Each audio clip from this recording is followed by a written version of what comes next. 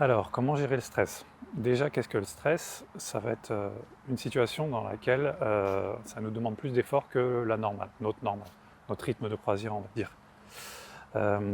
Donc, plus d'efforts, soit de compensation, soit plus d'inconnu.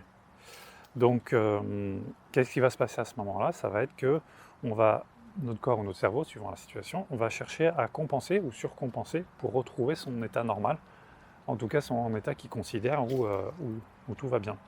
Donc finalement le stress c'est un outil extrêmement important, c'est pour ça qu'on parle aussi des fois du stress positif et du stress négatif, parce que le stress positif ça veut dire qu'il y a suffisamment soit d'inconnus, soit d'efforts à faire supplémentaires pour nous faire compenser, mais pas trop pour nous faire couler entre guillemets.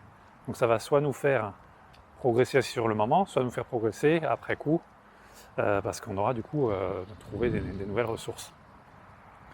Donc, et le stress négatif, on aura bien compris, c'est s'il y en a trop et qu'on n'arrive pas à retrouver un état stable, en tout cas suffisant pour qu'on puisse retrouver un équilibre. Alors là, je voulais vous proposer de voir 3 paramètres ensemble pour un peu reprendre le dessus sur le stress, quand justement il devient un petit peu trop compliqué et trop difficile à gérer. Donc le premier paramètre, ça va être la perception de ce stress-là.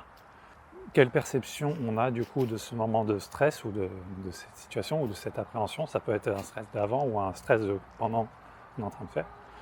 Donc quelle perception on a? Parfois c'est pas en lien avec la réalité. Donc à ce moment-là, souvent typique pour une anticipation justement d'un moment ou d'une épreuve, etc. Donc sur ce premier paramètre, comment on va pouvoir agir? Si c'est assez urgent, si c'est dans un instant, à un moment donné, ou si c'est un pic, la première chose qu'on pourra faire, ça va être agir sur la respiration. Donc ça, il y a énormément de techniques de respiration. Pour vous donner la principale, il va y avoir la cohérence cardiaque, mais déjà reprendre contrôle de sa respiration quand on se rend compte que la perception est un peu erronée. Si, ça c'est une petite technique assez rapide, si on a plus le temps, le mieux pour justement arriver à se rendre compte on va dire de la perspicacité de notre perception, est-ce que je perçois la réalité des choses ou est-ce que c'est ma perception qui est différente, ça va être la méditation. Donc prendre le temps en fait de regarder la situation en question ou l'anticipation en question, et ensuite de regarder, nous, qu'est-ce qu'on est en train d'avoir comme pensée, comme situation par rapport à ça. Donc c'est là où on va pouvoir peut-être réajuster